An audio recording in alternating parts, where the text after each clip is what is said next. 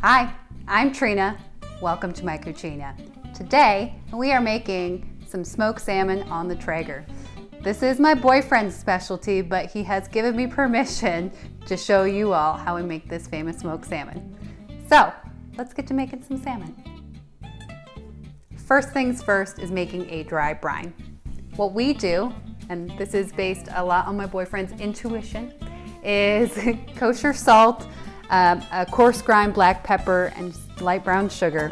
We put them into a bowl, stir them up about equal parts. You might tinker with this depending on your tastes and preferences and the amount of sugar and salt you like, but we do about equal parts. Stir it up.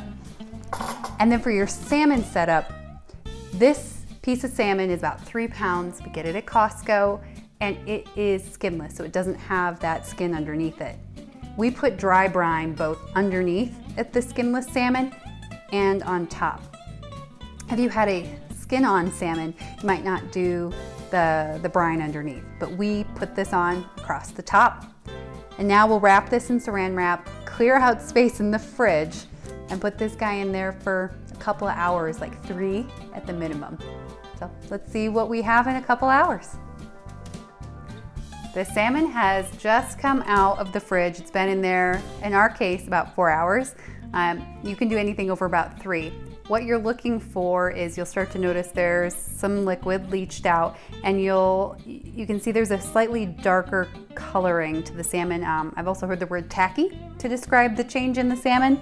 We rinsed off most of the brine, so you can still see there's a little bit left on the salmon, but this thing is ready to go. Rinsed off, looking good, got that right coloring.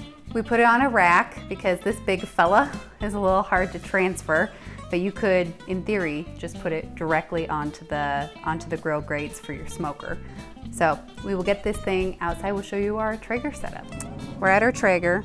We're about to add a little bit of cooking spray. This helps to make sure your salmon doesn't stick, particularly if you put it directly on the rack. So that will help. And then we just lift it and put it in. It's burning at about 200 degrees.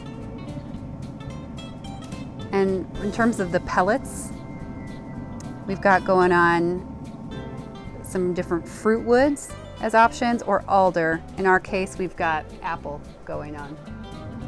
Another tip for the Traeger is we add in a probe and a water bath. So the water bath helps with the moisture, especially here in Colorado. It's a drier climate. And the probe is essentially in the thickest part of the salmon we're looking to cook to temp. So that's around 140 to 145. The timing will depend on the size of your salmon, but we'll let you know how long this big 3-pounder took us. Our salmon is officially off the grill, and I wish you could smell it. It smells amazing. The salmon was on there for about an hour and a half, but we cooked to temp, so we had the probe in. If you don't have a probe, you need to pay more attention and use like a point thermometer like this, where you can just jab it into the thickest part and make sure it's around that 140 to 145 range. We cooked her up to 145, and this big fella is ready to eat. We put them typically on a salad like this. It's Greek-ish flavors.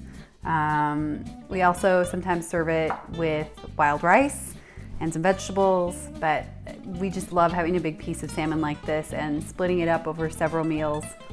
But yeah, I don't think I can take it any longer. So I'm gonna give this puppy a go.